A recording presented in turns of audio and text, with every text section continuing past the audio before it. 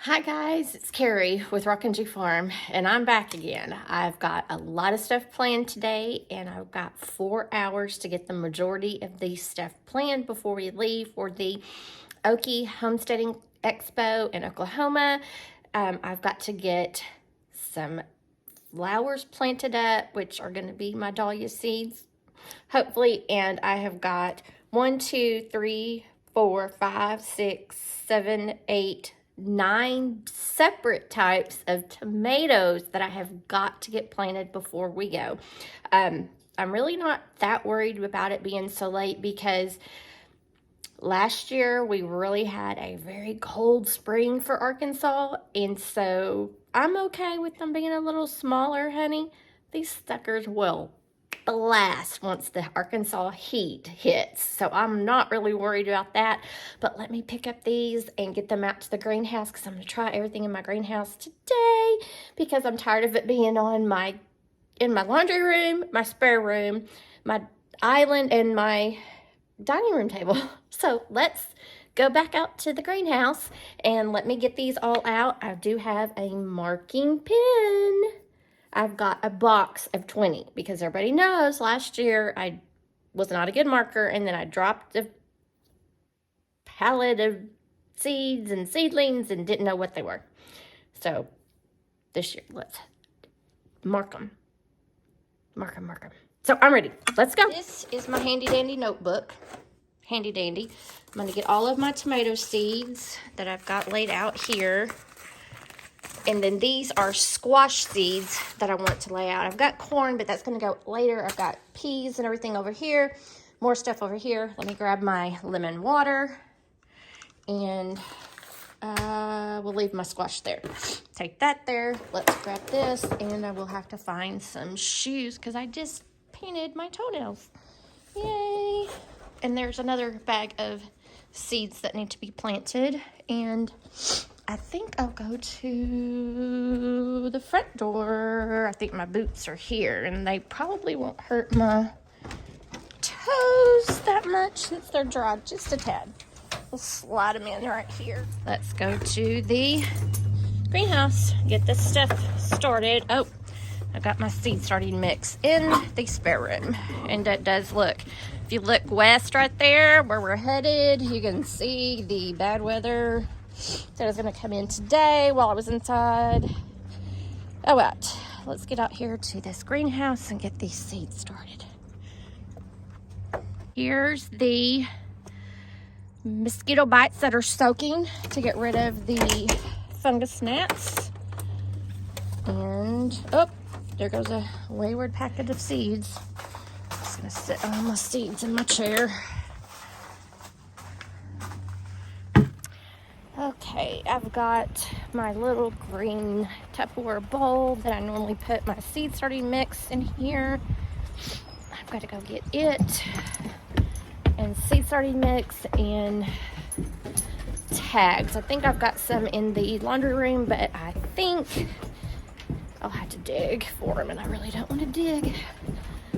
So let's get this stuff done.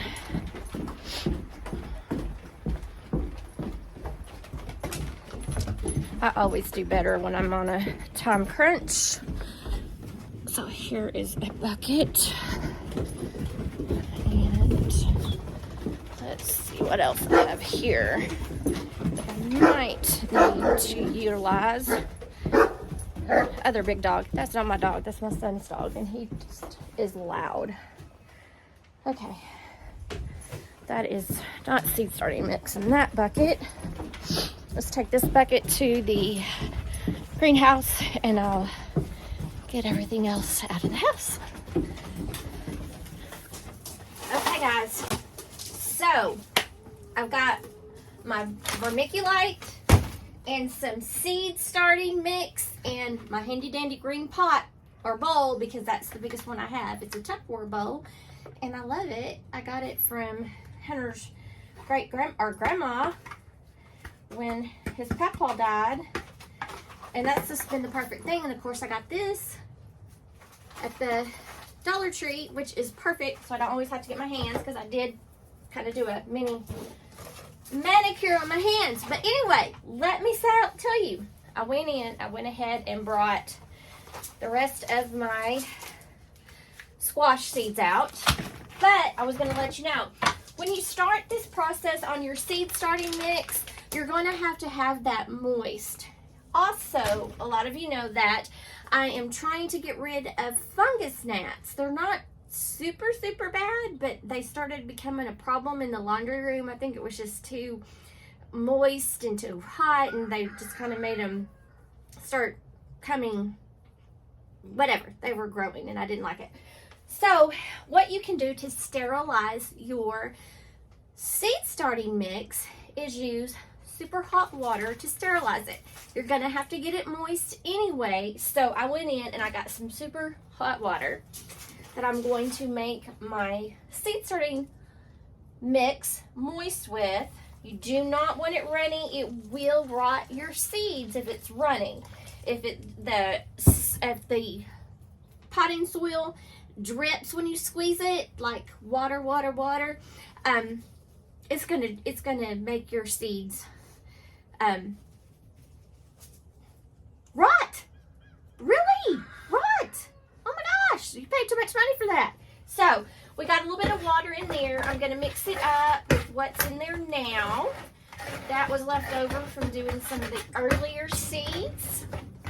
I did have to redo my green beans. I only had one come up. I mean, it's huge. Let me show you. It's huge. And I've already potted it up in a plastic cup. And see all those roots? Like that? You see those? And look at that. But I can't feed a family on one green bean. So I went and did 3 trays of green beans. Little trays of green beans. And hopefully we'll get those, because I am really wanting to can some green beans for this fall or late summer. So I'm going to put my seed starting mix in my bowl and make sure that it is starting to get moist. And with that hot water, hopefully it will kill some of the eggs of the fungus gnat that might be in my soil. And plus I'll be also using the mosquito bites that were soaked in water, and I'll be using that water to water today my seedlings, and that will soak up into the soil and kill any fungus gnat larvae or seeds. And I'll be doing that for at least the next 2 weeks. At least, I think it was once a day. Let's see.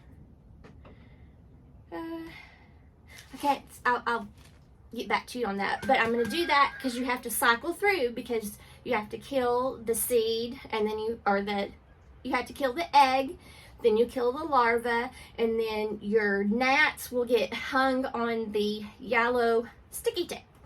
So it's a process. You have to kill them. So it's a long process. So we'll be doing that, and this is starting with the hot water to kill those fungus gnats that might be hiding in your soil. And I believe I might have gotten just a little bit of water, too much water. I get a little excited sometimes and don't realize how much I'm pushing or pouring into my soil. But it is warm, very warm soil that I just mixed up. I'm going to put a little bit more soil in here because it is a little too moist.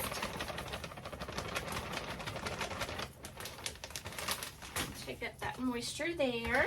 So right now what I'm going to be planting up is going to be my tomatoes, and I'm going to hopefully get those started. I want to get some flower seeds started, and I also want to get my squash started. And I think I can get that all done and be done within 4 hours and pack and get on the road. I think this is much better. I don't feel like it's... Okay, let me show you. Might be just a tad moist. Yeah, it's too moist. You see that? That's water. Too moist. I'm gonna have to add some more soil.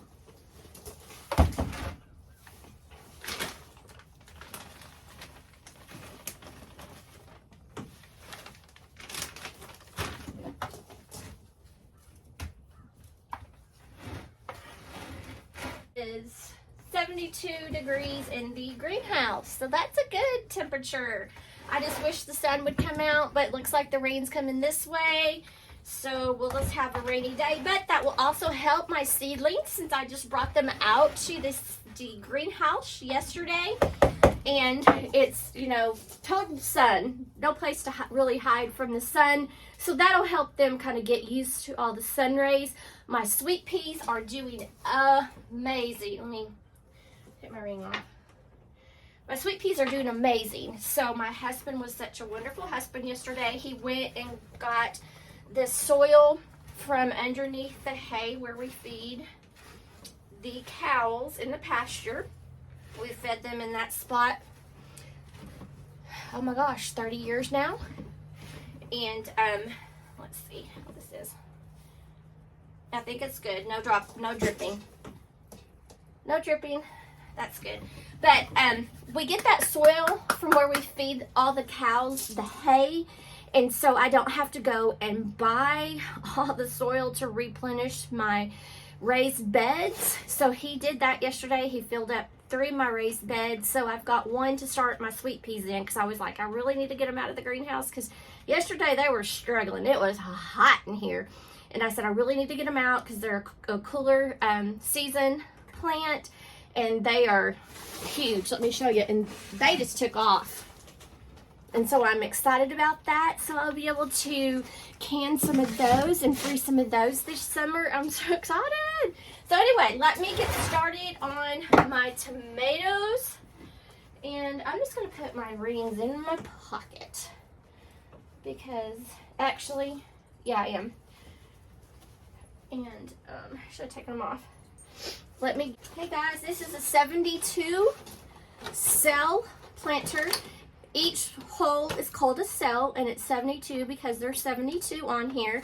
It comes with a water base that is solid, so that you can sit it on your table or wherever you're going to let your seedlings start, so it doesn't drip water on everything. And then you will have a humidity dome. You need to have a humidity dome when you start your seedlings. If you don't have a humidity dome, use saran wrap and just put it over your plant, over your seed tray, and then just make sure it's all covered really well. Just like one long one this way, maybe one in the center, and then you'll see the condensation on the bottom of your saran wrap. And then in a couple of days, you should start seeing everything start to germinate. When the majority of your cell tray has germinated, you're going to gently pull off that saran wrap, and you can fold it away and use it for next time.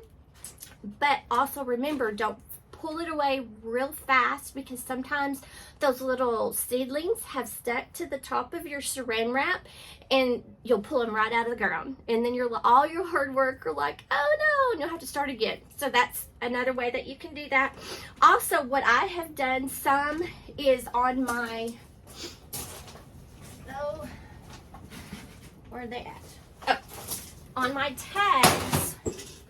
I'll put my tags every once in a while, and then that'll hold them up above your seedlings so that your saran wrap will not stick to your seedlings. So we can do that too. But right now what I'm going to do, I'm going to fill these cells up with this soil for my tomatoes. And let me tilt you down just a little bit so you can see. I'm stealing my husband's camera holder. His friend got him that because they do a podcast for their mental health awareness stuff, and I kind of go in there and look what all he has, like the microphones and everything. I'll kind of bring them out here, not use them. And I'm just going to kind of go through on that and just fill that up. Do not right now at this point push it down. You don't want it compact because your seeds are small and they're going to need to fight against this soil to germinate. So you don't want your soil compact.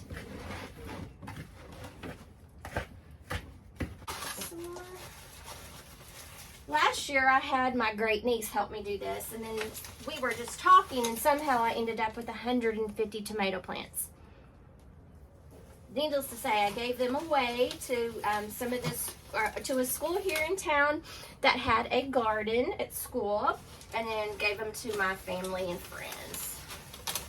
But this year I'm hoping to run a seedling sale, plant sale, from the front gate of the farm when I'm home. And I'll post that on like Facebook and Instagram for people who are local. Ooh, the wind is kicking it up. And also, the one good thing about using the hot water to kill fungus gnats, eggs and larvae, is it already makes your soil warm. So it warms up your soil, so your seeds really do like that. For the seeds that like to be in warm soil. Oh, starting to rain. Hear it? Did that just in time. Gonna come the day. Okay, so now what we're gonna do is I've got the soil in my 73 cell tray. I'm just gonna kind of get my fingers and kind of tip down a little bit, just so you can, like that one was really not all the way full. If they're not all the way full, it'll push the soil down. You don't want to pack it down. You just want to push it down to make sure there's no air pockets. And the ones that end up, that you overfilled, we're just going to pick some of that soil out and move them to another cell.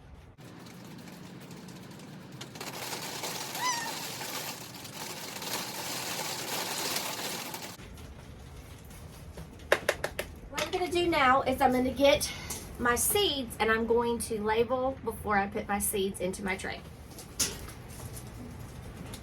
So I have some Roma, which are good for your sauces and your spaghetti sauces and your tomato paste.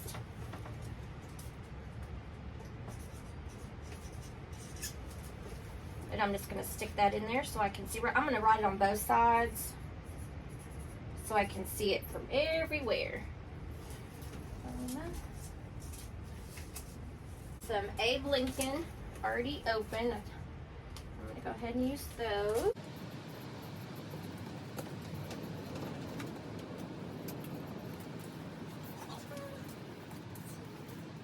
Cherokee Purple, my absolutely favorite Cherokee Purple. My husband and I, oh my gosh, these are the best. This is an amazing tomato.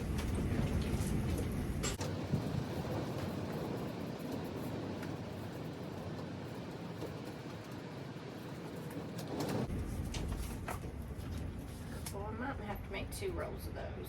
2, 3. And we'll do 2 rows of those. I have Abe Lincoln in there already. Yep. Lincolns. We'll do the mortgage. And on the mortgage lifter, the guy who came up with this tomato, they're called mortgage lifters because he would sell 1 tomato, which is approximately 1 pound, for $1, and he was able to pay off his mortgage back in, I think, the 60s or the 50s. I don't know if that's on the back of the thing. But these are an 80-day tomato, so we'll get those pretty soon. So we're going to plant the mortgage lifter. It's commonly weighing over 2 pounds. Rich, juicy fruits. Taste acidic with a full sweetness. Yes, it was very sweet. Great for all uses. Often sliced. We did like the mortgage lifter for a sliced tomato.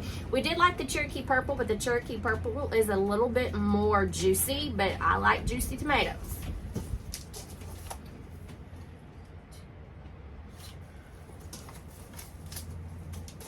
And we have some San Marzano tomatoes. Those are a paste tomato, and we used those a lot last year for our sauces and our tomato paste and our spaghetti sauces. So that's a good paste tomato also. They are a 85 to 90 day tomato. and they are about 3.5 inches long. Looks like probably about the size of a large jalapeno pepper. So we like those, the San Marzano tomatoes.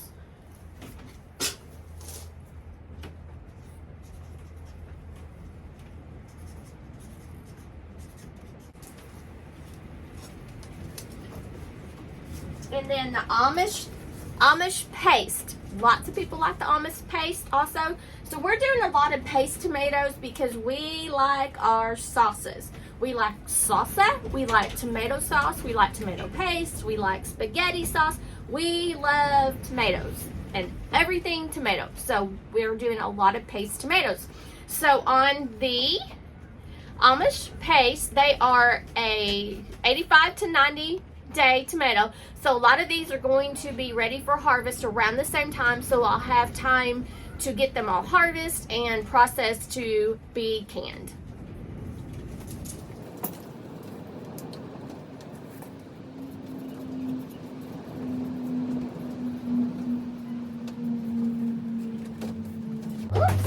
The last two that I have are going to be a yellow pear, which is a I call them tomatoes. They're little bitty. They're going to be pear shaped. This is going to be a prolific producing yellow cherry tomato in the shape of a pear. Truly acidic heirloom that we have as a favorite here in its production. The flavor and its ability to outgrow almost everything else in the garden, tolerating powdery mildew and blossom end rot. It is a 75-day tomato. So we've got this one that's going to come. It's going to be one of our earlier tomatoes, and it's going to be a cherry tomato. And they're going to be in the shape of pears. So that's going to be a lot of tomatoes there. And that'll give us 1, 2, 3, 4, 5, 6. And then we're going to do this is going to be a container cherry tomato. It is the Geranium Kiss tomato. It is 65 days to maturity, and it has fruit that is going to be 1 to 2 ounces. And this is a determinate tomato, which is a dwarf in variety and will grow in small bush-like formation. Produces gold ball size. It should say golf ball, not gold. It should say golf ball size. Golf ball size fruits that are bright red with a rich tomato flavor. Great for small areas and for growing in pots. So any of you who have small areas that want some cherry tomatoes, you can leave a comment, and if you're here locally, I can pot you up some and we'll have those ready for you for the plant sale. Probably in middle of April, end of April. Hopefully it won't get too cold by then, but just let me know if you want some of the Geranium Kiss tomatoes. And when a tomato says determinate, that means it's only going to be producing a certain amount of tomatoes, that once it hits its height and all of the tomatoes are produced, that is it. It's not going to come and produce more throughout the season. It's going to be real big and flourished, do all its tomatoes, and be done. An indeterminate tomato, which is the rest of these are, they will continue producing as long as they are growing. As long as the season allows, they will continue to produce tomatoes.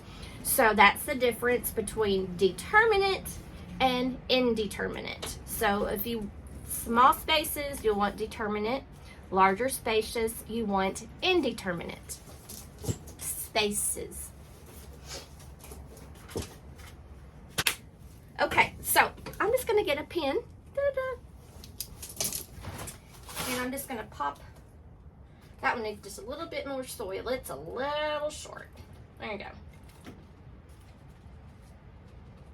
Okay, if they're not full enough, just kind of put just a tad more soil in there. We don't want them to be real deep because the seeds are so small. So most of the strawberries or the tomato seeds are probably going to be about 1/8 of an inch to 1/4 of an inch. Let's make sure before I tell you that. 1/4 of an inch is usually what they're going to be.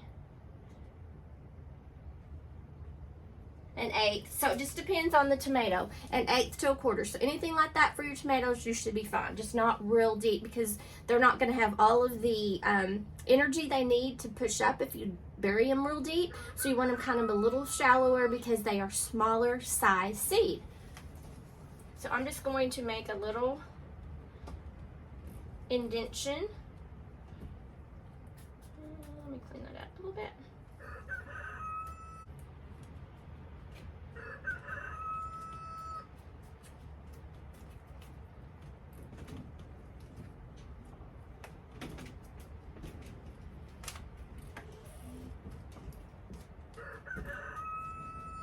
Okay, so my aromas will go first. Let me go ahead and do the first 2 rows.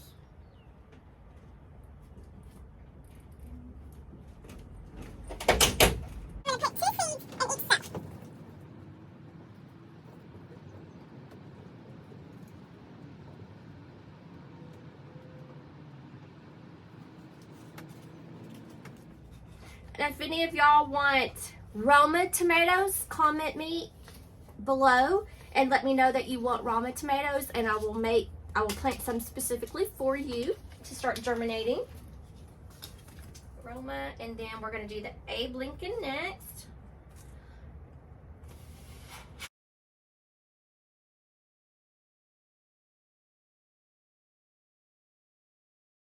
Now we're going to do the Cherokee Purple, which are absolutely my favorite. And we'll plant those 1/4 of an inch. You can tell I bought a lot of tomatoes expecting to sell a lot. So guys, let me know what you want. We still have time to get these started. With the weather going the way it is, I think we might have just a little bit more coolness like we did last year. And a lot of people lost their gardens up north because of the late cool snap we had.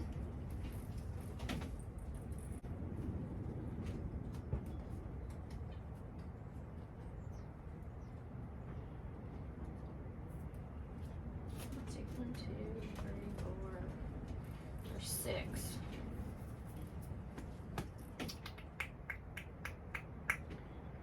I'm just going to do 6. And if y'all want some Cherokee tomatoes, let me know. Got 3 more packs.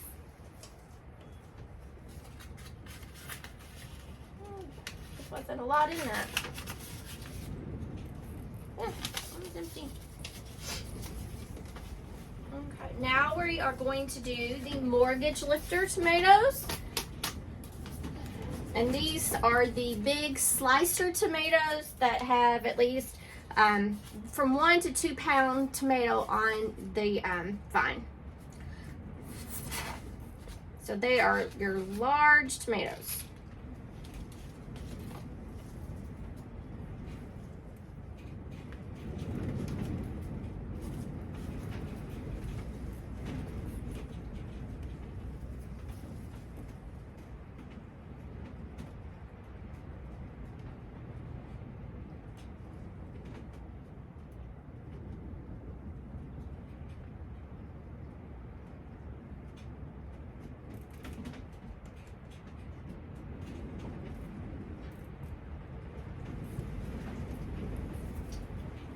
One more. That one had 2 stuck together. Oops. Okay, that looks good.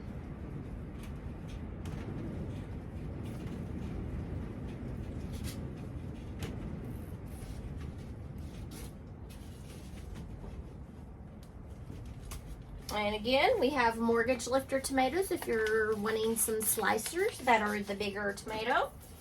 And now we're going to do this San Marzano, which is a paste tomato. They're long, have very little seeds in them, and they are mostly flesh. They don't have a lot of juice in them, so they are great to make anything paste, salsa, sauce, any kind of sauce like that with your San Marzano tomatoes.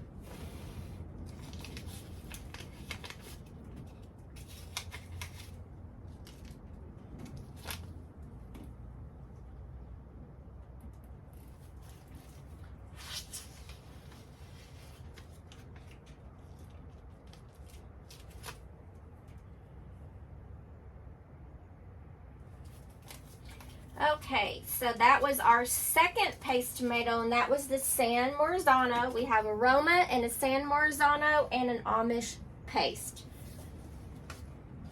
And all of those are for making paste with tomato sauces, tomato paste, spaghetti sauce, any kind of sauce paste, salsa, anything like that that needs to be thicker. The paste tomatoes are the ones that you want.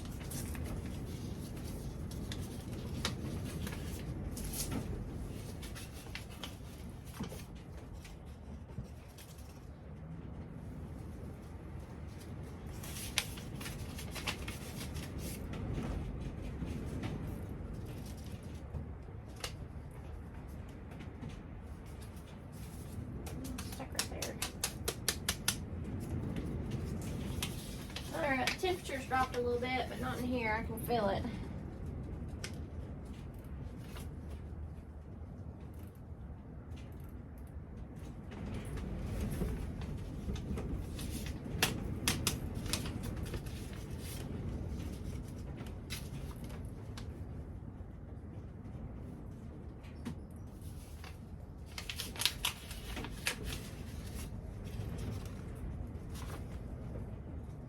Some of these tomato seeds are stuck together, so I'm going to be planting the stuck together ones in a seed compartment with another one. I think you need one more.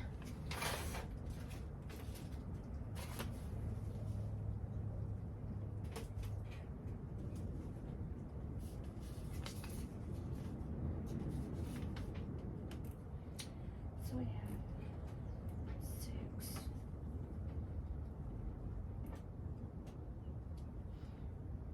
I'm gonna do another almond paste roll because I did a lot of sauces and stuff this past summer.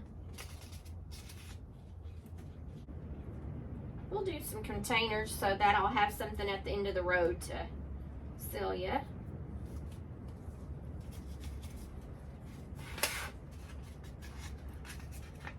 Oh, the yellow pear weren't the containers. The Geranium Kiss are the ones that go in the containers, so I did plant some extras of those also.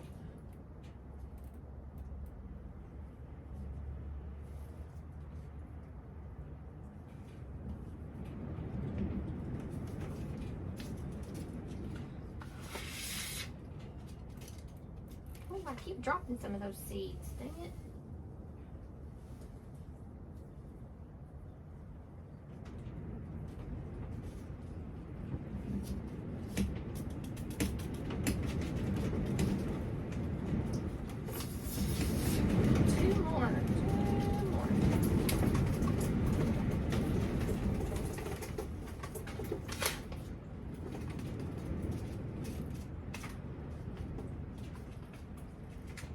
That might be it. Nope, got a little bit. A couple more in those. I'd stop dropping them. Right there. Okay, let's roll you back this way. Okay, so we've got several yellow pear, if you want the yellow pear. And then we're gonna come back with our last one that we're planting right now. Is going to be our Geranium Kiss.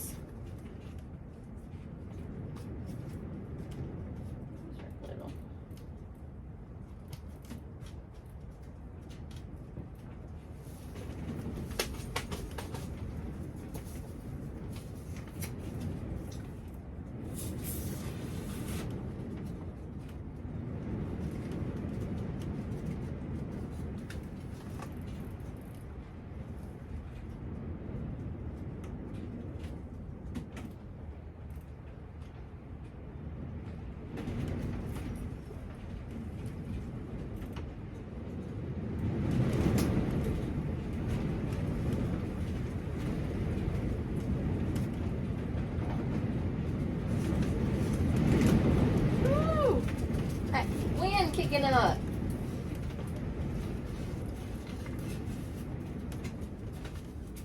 Well, that had 10 seeds, so I planted every one of those on that one. And I don't think I had an extra thing of that. So we planted all of the Geranium kits, which are going to be our container tomatoes. So we've got 2 rolls of those, and starting a third right there.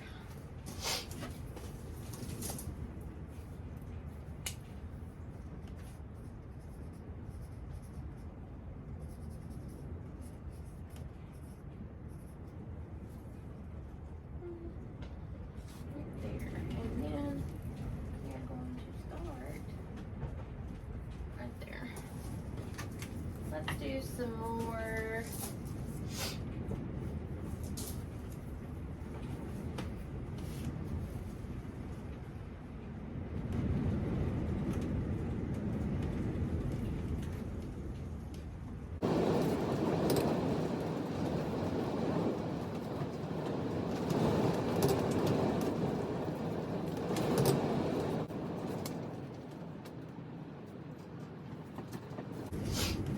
Cherokee Purple, we're going to go in here. I think I just used all those, didn't I?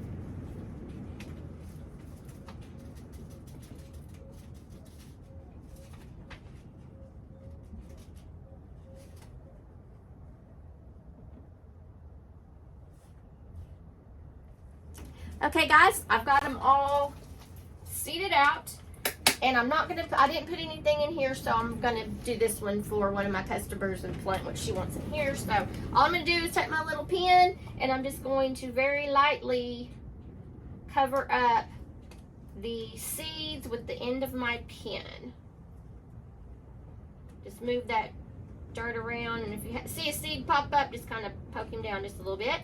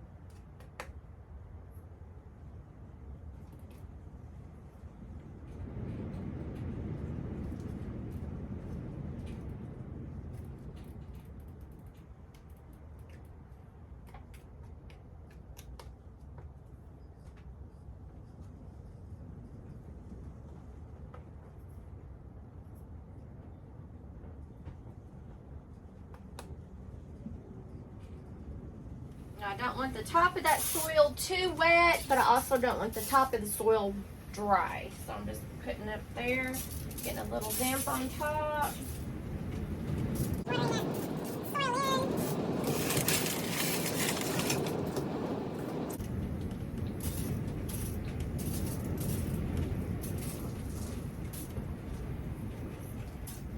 Okay, and we are done with that. So now what we'll do is put our Humidity Dome on.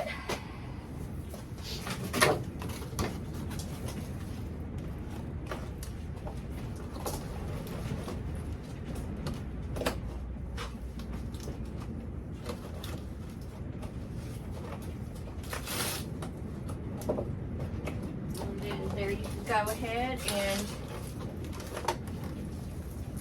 there's my tomatoes.